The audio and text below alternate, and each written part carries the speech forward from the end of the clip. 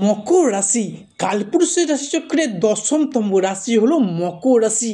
এই রাশির শাসক গ্রহ হলো শনি মহারাজ। মকর রাশি যার ইংরেজি নাম হলো ক্যাপ্রিকন, অর্থাৎ যার বাংলা অর্থ হলো সৎ বা যথার্থ ব্যক্তি।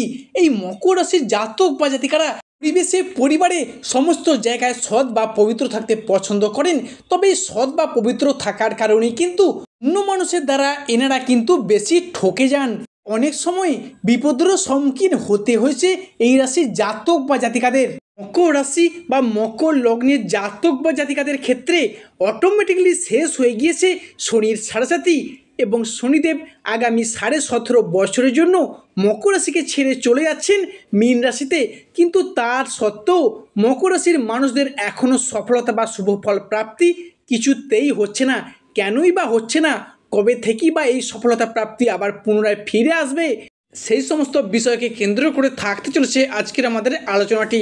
জয় কর্মফলদাতা গ্রহ শনি মহারাজের জয়, জয় অঞ্জলি পুত্র মহাবলী বজরং বলী হনুমানজির জয়। হরে কৃষ্ণ, রাধে রাধে। আজকে আমাদের ABVT অ্যাস্ট্রো বাংলা বাস্তু টিপস ইউটিউব চ্যানেলে আপনাদের সকলকে স্বাগত জানাই।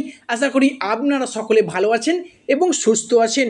মকর রাশি ভালো মন্দ সব কিছুই নিয়ে থাকতে চলেছে আজকের আমাদের আলোচনা। প্রিয় দর্শক বন্ধুরা, ভিডিওটি স্কিপ না করে শেষ পর্যন্ত দেখার অনুরোধ রইল। ভিডিওটিতে অবশ্যই একটি লাইক দিয়ে যাবেন এবং স্বয়ং শনি মহারাজের আশীর্বাদ পেতে অবশ্যই কমেন্ট বক্সে শনি মহারাজটির নাম নিয়ে যাবেন। মকর রাশির উত্তরশ্রয়া নক্ষত্র, মকর রাশির পূর্বশ্রয়া নক্ষত্র কিংবা মকর রাশির ধনিষ্ঠা নক্ষত্রের জাতক বা জাতিকাদের ক্ষেত্রে বর্তমান পরিস্থিতিতে চাকুরি বাকুরি বা কেরিয়ারের জায়গায় চলছে কিছু স্ট্রাগেল, সম্পর্কের ক্ষেত্রে চলছে কিছু সমস্যা, অর্থনৈতিক ক্ষেত্রে চলছে ভীষণ গোলযোগ। শুধু তাই নয়, এরই পাশাপাশি পারিপার্শ্বিক শত্রুতার সংখ্যা মাঝে মধ্যেই যেন বেড়েই চলেছে। অন্যদিকে শরীরের অবস্থা দুর্বল ভাব দেখা দিচ্ছে। অর্থ ইনকাম হলো, অর্থ সেভিংস কিছুতেই হচ্ছে না। এই সব দিকে চলছে কিছু প্রবলেম, কিছু সমস্যা। সাংসারিক জীবনে, পারিবারিক জীবনে বিভিন্ন দিক থেকে প্রবলেম একের পর এক ফেস করতে হচ্ছে। তবে মকর রাশির জাতক বা জাতিকাদের এই সমস্ত পরিস্থিতিগুলি থেকে এগিয়ে আসতে একদমই আর পারছেন না। এতদিন ধরে গ্রহের গোচরে ভাগ্যের পরিহাসে, ভাগ্যের ব্যর্থতাপূর্ণ কুফলগুলি পেয়ে এসেছেন। তবে এরপর আসছে পরিবর্তনের পালা, এরপর পাবেন সুফল প্রাপ্তির পালা। আজকের বাংলা রাশিফলের আলোচনার কেন্দ্রবিন্দুতে যে রাশিটি থাকতে চলেছে সেটি হলো মকর রাশি তথা ক্যাপ্রিকন রাশি। আমি 30শে জুন পর্যন্ত ঘটতে চলেছে গ্রহগতির এক আমূল পরিবর্তন, আসতে চলেছে সফলতার এক মহাযোগ। জ্যোতিষশাস্ত্র মতে মকর রাশির জন্মকুণ্ডলিতে আজ থেকে আগামী 30শে জুন এবং 30শে জুন থেকে আগামী 15ই জুলাই পর্যন্ত সময়কালটির মধ্যে দশমভাবে প্রবেশ করবে দেবগুরু বৃহস্পতি, দ্বিতীয়ভাবে ধনুরাজ কুবের এবং ষষ্ঠ ঘরে মঙ্গল ও সূর্যের ট্রানজিট ঘটবে। এরই পাশাপাশি শনিদেবের সাড়েসাতি শেষ হয়ে গেলেও বৃহস্পতি নক্ষত্রে কিন্তু শনি এখনও কানেক্ট হয়ে থাকবে। এর ফলস্বরূপ মকর রাশির জনজীবনে শুরু হবে শুভ সমন্বয়ক যোগ। তাই পূর্বসূরীয় অ্যাস্ট্রোলজি হিসাবে মনে করা হচ্ছে মঙ্গল, বৃহস্পতি, ধনুরাজ কুবের এবং সূর্যের এই ট্রানজিস্টের কারণে মকর রাশির সাপেক্ষে শুধু সমন্বয়ক যোগই নয়, শুরু হবে একক সমন্বয়ক যোগ, যেটি এবার মকর রাশির সমস্ত অধরা অপরা স্বপ্নগুলিকে পূরণ করতে সক্ষম হবে। তাই আজ থেকে মকর রাশির 30শে জুন এই সময়কালটির মধ্যে ঘটতে চলা সর্বপ্রথম পরিবর্তনটি হলো, যেহেতু মকর রাশির ক্ষেত্রে সাড়েসাতি ইতিমধ্যেই শেষ হয়ে গিয়েছে, তাই সর্বপ্রথম সম্পর্কের জায়গায় বিশেষ কিছু পরিবর্তন আসতে চলেছে। সম্পর্কের জায়গাগুলিতে ভীষণভাবে ইমপ্রুভমেন্ট কিন্তু এবার থেকে বৃদ্ধি পেতে লক্ষ্য করে যাবে। রিলেশনশিপ অর্থাৎ যে সকল মানুষজনদের সঙ্গে আপনাদের সম্পর্কের জায়গা যথেষ্ট পরিমাণে খারাপ হয়ে দাঁড়িয়েছিল, কাছের মানুষ বলুন এবং প্রিয় বন্ধু বলুন কিংবা আপনজন, ভীষণ প্রিয় মানুষ, এমনকি আত্মীয় কুটুম্ব যাদের সঙ্গে আপনাদের সম্পর্কের জায়গায় একটা ডিস্ট্যান্সের সৃষ্টি হয়েছিল, সমস্ত মানুষজনদের সাথে একটা ক্লোজনেস এবং আবার একবার ঘনিষ্ঠতা লক্ষ্য করা যাবে। পরবর্তী যে পরিবর্তনটি আসবে সেটি হলো আপনার রাশির দ্বিতীয় এবং তৃতীয় ঘর সর্বদা যোগাযোগ বৃদ্ধির ঘর, অর্থাৎ জনসংযোগ বৃদ্ধির ঘর। তাই এই মুহূর্তে দাঁড়িয়ে আপনার রাশির মানুষজনদের জনসংযোগ কিন্তু বৃদ্ধি পাবে। পাবলিক রিলেশনশিপ বৃদ্ধি পাবে। এরপর আপনি কিন্তু নিজের মুখের বাক্যের মাধ্যমে লোককে বোঝানোর মাধ্যমে অনেক অনেক সমাধান করে নিতে পারবেন।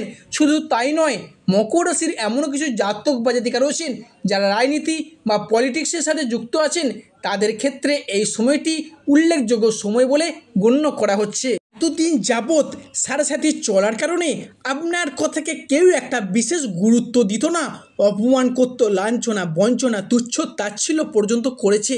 এরপর কিন্তু আপনি সেই জায়গা থেকে জিরো থেকে হিরো হয়ে উঠতে চলেছেন। কি করে হিরো হবেন? নিজের কর্মের দ্বারা, নিজের সাফল্যের দ্বারা, নিজের পার্সোনালিটির দ্বারা আপনি কিন্তু সংসারের সমাজে আবারও একবার প্রশংসার পাত্র কিংবা পাত্রী হয়ে উঠতে চলেছেন মকর রাশি বা মকর লগ্নের জাতক বা জাতিকারা। পরবর্তী যে পরিবর্তনটি বিশাল মাত্রায় লক্ষ্য করে যাচ্ছে মকর রাশির ক্ষেত্রে, সেটি হলো পরিবারের সদস্য বা ফ্যামিলি মেম্বারের দিক থেকে যতটা দায়বদ্ধতা, যতটা ভালোবাসা, যতটা মর্যাদা, যতটা কিন্তু আপনি আশা করতেই পারেন, ততটাই পাচ্ছেন অবহেলা, লাঞ্ছনা, ততটাই পাচ্ছেন প্রতারণা। আপনি কিন্তু তাদের প্রয়োজনে পাশে থেকেছেন, কিন্তু আপনার দরকারে তাদেরকে আর পাশে পাচ্ছেন না, তারা আপনাদেরকে আর হেল্প করছে না, বারংবার আপনাকে পাশ কাটিয়ে এড়িয়ে চলে যাচ্ছে। এরপর কিন্তু মকর রাশির সেই সম্পর্ক, সেই অবহেলা, সেই লাঞ্ছনার জায়গাটি বৃহস্পতি এবং শুক্র ভীষণভাবে সাপোর্ট বা গাইড করার চেষ্টা করবে বা আপনাকে এগিয়ে যেতে পথ দেখাবে। এরপর মকর রাশির মানুষরা আসলে বুঝতে পারবেন কে আপনার প্রকৃত আপন, কে আপনার প্রকৃত পর, কে আপনার চিরশত্রু, কেই বা আপনার পরম বন্ধু। এবার কিন্তু মকর রাশির মানুষদের সেই জ্ঞানের ছায়াদৃষ্টি ফিরে পেতে চলেছেন। দুদিন যাবৎ সাথে চলার কারণে যে সকল প্রবলেমগুলি ফেস করে এসেছেন, একের পর এক সমস্ত দিক থেকে শুভফল প্রাপ্তি, শুভ সময় শুরু হয়েছে মকর রাশির ক্ষেত্রে। পরবর্তী যে পরিবর্তনটি ঘটতে দেখা যাবে সেটি হলো আজ থেকে শুরু করে আগামী 30শে জুন সময়কালটির মধ্যে জমি সংক্রান্ত বিষয়, ভিটা, পুকুর ইত্যাদি নিজের নামে রেজিস্ট্রি বা পৈতৃক সম্পত্তি যদি নিজের নামে ট্রান্সফার করার যে পরিকল্পনাগুলি রেখেছিলেন, মকর রাশির মানুষদের ভীষণভাবে সেদিক থেকে রক্ষা করবে। কিংবা জমি সংক্রান্ত বিষয়ে কোনো আলাপ, কোনো আলোচনা বা পূর্বে যদি এই নিয়ে কোনো আলোচনা পেন্ডিং পড়ে থাকে, তার আলাপ আলোচনাটি যদি সেরে ফেলতে পারেন, তাহলে আপনার রাশির সাপেক্ষে গ্রহগতির যে অবস্থান সেটা কিন্তু আপনার পক্ষেই থাকবে। এছাড়া বিশেষত মঙ্গল ও বৃহস্পতির প্রভাব কিংবা শুক্র ও সূর্যের প্রভাব, যেটা কিন্তু সম্পত্তি সংক্রান্ত বিষয়ে আপনাদেরকে শুভ ফল প্রাপ্তি বয়ে নিয়ে আসবে মকর রাশি বা মকর লগ্নের জাতক বা জাতিকাদের ক্ষেত্রে। যে পরিবর্তনটি আসছে রাহুর ট্রানজিট বা স্থান পরিবর্তনের কারণে, এতদিন আপনার রাশির দ্বিতীয় স্থানে রাহু বসেছিল, সেখান থেকে দৃষ্টি দিয়ে নানান বাধা, নানান প্রবলেম ফেস করতে হয়েছে আপনাদেরকে। তাই এরপর বড় পরিবর্তনটি কিন্তু আসছে, কারণ রাহু প্রবেশ করবে রাশির 10th হাউস বা 11th হাউসে, যার ফলস্বরূপ ব্যবসাপাতির জায়গা, বিদেশ যাত্রা কিংবা লটারি প্রাপ্তির, শেয়ার মার্কেট বা অনলাইন বিজনেসের জায়গায় রাহু আপনাদেরকে শুভ দৃষ্টি দিয়ে শুভ ফলাফল দিয়ে যাবে মকর রাশির মানুষদের। তাই প্রধানত যারা বিদেশ যাত্রা, বিদেশে গিয়ে মুনাফা অর্জনের পথে বাধার সম্মুখীন হয়ে পড়েছিলেন, বিদেশ যাত্রার জন্য ওয়েট করেছিলেন, বিদেশ যাত্রার পথে বারবার এগিয়ে আসলেও তা কোনো না কোনো কারণে সেটি ক্যান্সেল পর্যন্ত হয়ে যাচ্ছিল, তাদের জন্য বিদেশ যাত্রা অর্থাৎ বাড়ির বাইরে, এলাকার বাইরে, দেশের বাইরে চাকরি প্রাপ্তি করতে চান, তাদের জন্য শুভ পরিবর্তনটি কিন্তু আসছে। এরপর থেকে আপনার রাশির অর্থাৎ মকর রাশির মানুষরা এলাকার মধ্যে হোক, এলাকার বাইরে হোক, চাকরি প্রাপ্তি ঘটিয়ে চলতে পারবেন। যে আরও একটি বিষয়ে আপনাদের পরিবর্তনটি আসতে চলেছে সেটি হলো পারিপার্শ্বিক শত্রুতার চাপ বেশ কিছুটা কিন্তু বেরিয়ে চলেছিল।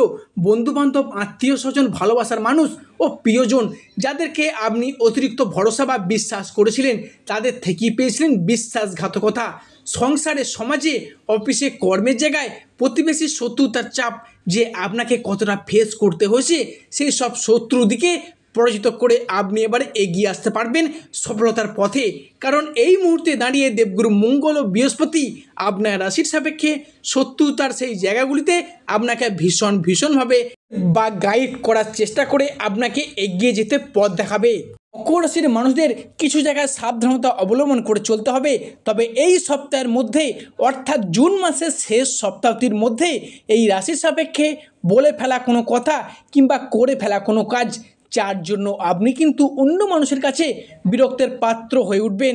এই সময়কালটির মধ্যে রাহু আপনার রাশির সাপেক্ষে দ্বিতীয় স্থানে থাকার কারণে হঠাৎ করেই অসংযতপূর্ণ কথা বলে ফেলা, বদমেজাজি ভাব, তর্ক বিতর্কে পর্যন্ত জড়িয়ে পড়া, এই বিষয়টি কিন্তু আপনাদের ক্ষেত্রে বৃদ্ধি পেতে লক্ষ্য করা যাবে।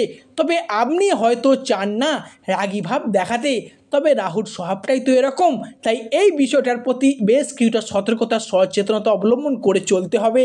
একটি বিষয়ে আপনাদের সতর্কতা অবশ্যই অবলম্বন করতে হবে। শনির সাড়ে দ্বিতীয় চরণ চলার কারণে একঘেয়েমি ভাব, অন্যমনস্ক হয়ে যাওয়া, লেজিনেস ভাব বৃদ্ধি পেতে পারে, বা কোনো কাজ করব বলে করা হয়ে উঠছে না, আজ করব কাল করব এই বলে কাজগুলো জমে যাচ্ছে, কাজগুলো পেন্ডিং পড়ে যাচ্ছে। তাই এই বিষয়টার প্রতি আপনার রাশির মানুষদের একটু নজর দিতে হবে। এই বিষয়গুলির প্রতি আপনারা মান্যতা দিয়ে চলুন, দেখবেন আপনারা সফলতার শীর্ষে উঠতে পারবেন অতি স্বল্প সময়ের মধ্যে। প্রিয় দর্শক বন্ধুরা, আজকের আমাদের আলোচনাটি শেষ পর্যন্ত শোনার জন্য ধন্যবাদ। যা আশা করি আপনাদেরকে আমার ভিডিওটি আগামী দিনে পথ চলার পক্ষে সুবিধা করবে। সর্বশেষে শনি মহারাজের আশীর্বাদ পেতে কমেন্ট বক্সে অবশ্যই শনি মহারাজ একটি নাম নিয়ে যাবেন।